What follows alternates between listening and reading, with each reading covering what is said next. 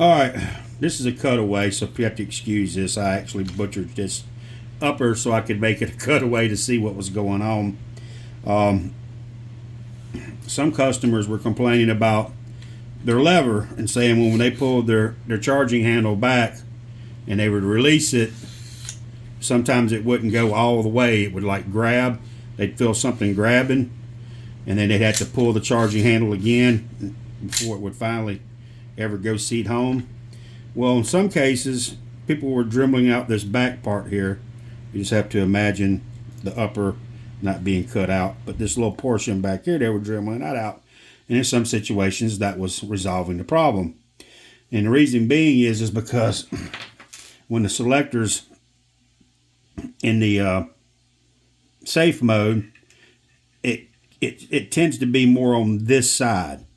So dribbling it back so that lever doesn't catch there. But had a customer where his just completely broke his lever, snapped it. And what we noticed is on this side, which would be the side that the safety's on, when it was in a safe position, he would do the same thing. He would try to rack the charging handle and get it to go. You know, when he let it go, to want it to go forward, it wouldn't go forward every time. So I got to looking at it, and I noticed that as this bolt comes back, it kind of tapers up like that way, and like in a U shape. So all I did was took a Dremel and dremeled this straight on back and made this nice and square right here.